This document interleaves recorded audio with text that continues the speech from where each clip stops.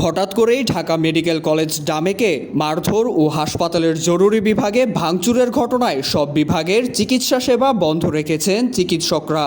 রোববার সকাল থেকে নিরাপত্তাহীনতায় বন্ধ রয়েছে জরুরি বিভাগের চিকিৎসা সেবা।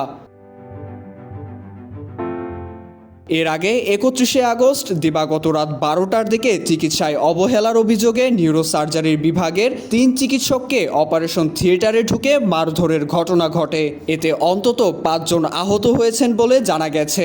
এ ঘটনায় দোষীদের সিসিটিভি ফুটেজ দেখে শনাক্ত করে গ্রেপ্তারের আলটিমেটাম দেন চিকিৎসকরা। অন্যথায় 24 ঘন্টা পর তারা কর্মবিরতিতে যাবেন বলে ঘোষণা দেন। এ বিষয়ে ডামেক হাসপাতালের পুলিশ ক্যাম্পের ইনচার্জ পরিদর্শক বাচ্চু মিয়া ঘটনার সত্যতা নিশ্চিত করে গণমাধ্যমকে জানান, শনিবার খিলগাঁওয়ের সিপাহীবাগ এলাকায় 2 গ্রুপের মধ্যে সংঘর্ষ হলে ওই ঘটনায় আহত এক গ্রুপ চিকিৎসা নিতে ঢাকা মেডিকেলে আসে। পরে অপর একটি গ্রুপ চাপাতি নিয়ে হাসপাতালের জরুরি বিভাগের ভেতরে ঢুকে পড়ে।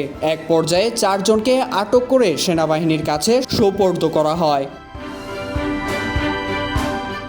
এর আগে রাজধানীর ক্যান্টনমেন্ট এলাকায় মোটরসাইকেল দুর্ঘটনায় আহত হয়ে ঢাকা মেডিকেলে চিকিৎসাধীন অবস্থায় শনিবার আহসানুল হক দীপ্ত নামে এক শিক্ষার্থীর মৃত্যু হয়। ওই শিক্ষার্থীর মৃত্যুতে চিকিৎসায় অবহেলার অভিযোগ তুলে ডামেকের এক চিকিৎসককে মারধরের ঘটনা ঘটে। এ ঘটনায় বিকেল থেকে রাত পর্যন্ত ডামেকে উত্তেজনাকর পরিস্থিতি বিরাজ করে।